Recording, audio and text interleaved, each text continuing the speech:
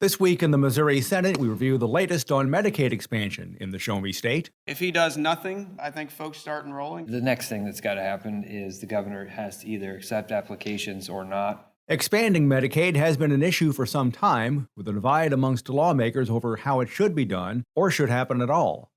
After a majority of Missouri voters said yes to expansion, the funding came into question during this year's regular legislative session, which led to a judge's decision on the matter. In May, Missouri Senate Majority Floor Leader Caleb Rowden of Columbia talked about what he believed would come. There's a finite amount of money in the budget for Medicaid, and if he is trying to protect the existing population to kind of instigate that court case, that's one path, but he's going to have some say in that one way or the other.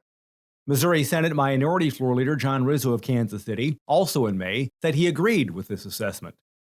The constitutional question isn't about the funding, really. These people are eligible now. We will decide on the funding and how much that pie gets sliced up. Senator Rowden says he believes the only solution is to follow the law.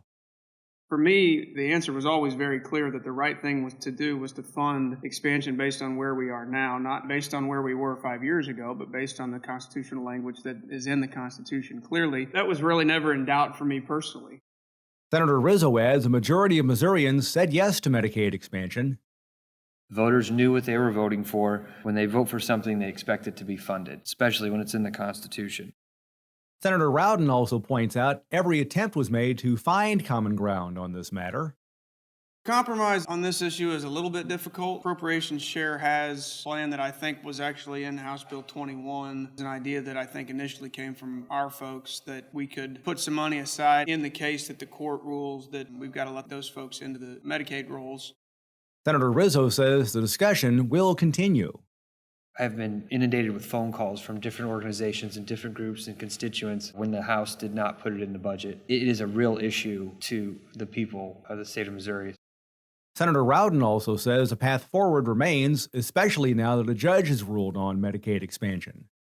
I think it's the prerogative of our caucus and the body as a whole. I know Senator Hageman has started the process of going through and determining exactly what the House has done and hasn't done. Senator Rizzo says there are differing opinions on how the legislature should handle Medicaid expansion. I've had mixed conversations. The conversations I've had with people on the other side of the aisle have been very mixed. In the meantime, the Missouri Senate Interim Committee on Medicaid Accountability and Taxpayer Protection continues to meet. The committee plans to release a second report later in the year.